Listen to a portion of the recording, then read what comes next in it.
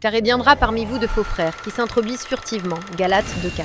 Personne ne s'en doutait. Elle était connue pour sa douceur, sa disponibilité. Sa générosité faisait d'elle la maman de l'assemblée, toujours la première à accourir lorsqu'un bébé naissait. Elle lavait les langes, caressait les cheveux, berçait les nouveau-nés, avec une tendresse presque divine, une passion presque excessive, mais qui paraissait noble. Elle avait même une phrase célèbre « Je suis la maman des nouveau-nés ». Elle-même était mère. Mais ses enfants vivaient dans une confusion totale, loin de Dieu. Aucun ne servait Dieu. Tous vivaient dans la perdition, dans les ténèbres. Certains murmuraient. C'est peut-être sa manière de combler le vide.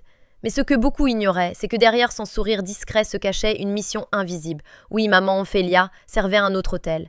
Ses enfants, elle les avait livrés, échangés. Ils en sacrifiaient leurs fils et leurs filles aux démons. Psaume 106, 37. Et pour conserver ses pouvoirs, pour nourrir les alliances ténébreuses qu'elle avait conclues. Elle avait besoin de lumière fraîche. Elle rôdait dans les églises et aspirait les étoiles spirituelles des enfants innocents. Leur grâce, leur intelligence, leur appel. Un jeune couple venait d'arriver dans l'église, tout frais marié, pour, rempli du Saint-Esprit, unis en prière, en communion. La jeune femme venait d'accoucher d'un magnifique bébé. 3 jours après l'accouchement, maman Ophélia débarqua comme toujours. « Je suis la maman de l'église, c'est moi qui m'occupe des nouveau-nés, c'est moi qui les lave, les bénis et les berce. » La jeune mère répondit avec douceur. « Merci beaucoup, mais ma propre maman est là. Peut-être dans 3 jours, à son départ, j'aurai besoin d'aide. » Ce fut comme un choc, un refus, une défaite invisible pour celle qui, depuis 2 ans, était toujours la première à toucher les enfants. Mais justement, depuis 2 ans, les enfants qu'elle avait portés dans ses bras souffraient de troubles, retards, malheurs inexpliqués. Souviens-toi de l'histoire des rois mages. Les enfants portent une étoile. Matthieu 2, 2. Le couple, sensible spirituellement, sentit le danger. Ils prirent 3 jours de jeûne d'Esther. Ils unirent l'enfant du sang de l'agneau. Ils cachèrent sa destinée en Dieu. Et ils déclarèrent « Aucune main impure ne volera la destinée de cet enfant. » Ésaïe 54, 17.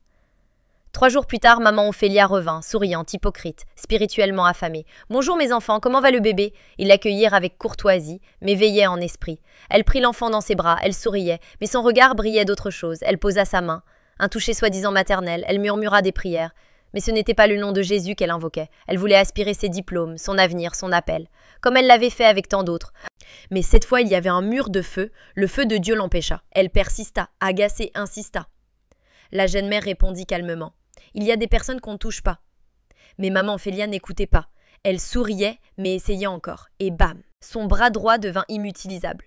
Paralysée, foudroyée. Elle cria, paniquée. « Mais qui êtes-vous » Ils répondirent les oints de l'Éternel. « Le diable ne cherche pas ton argent, il vise ta postérité. Tes enfants sont des destinées messianiques, des élus, des flèches dans les mains du Tout-Puissant. L'ennemi rôde comme un lion rugissant, cherchant qui dévorer. 1 Pierre 5,8. Couvre tes enfants, protège leur intelligence, sanctifie leur avenir.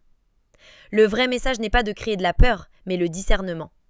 Il y a de vrais serviteurs de Dieu, mais il y a aussi des infiltrés, des loups dans la bergerie. Des femmes trompeusement maternelles qui volent l'éclat des enfants pour alimenter des autels obscurs. L'ivraie pousse au milieu du blé. Matthieu 13, 25. Tu dois donc prier, veiller et être spirituellement connecté. Tu ne pourras pas toujours appeler ton pasteur. Il est temps d'être toi-même un rempart.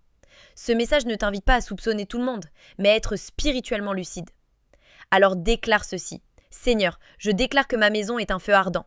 Aucun autel étranger n'entrera. Aucune main maléfique ne dominera.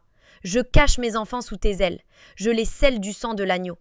Et je déclare que leur étoile brillera, quoi qu'il arrive. Amen.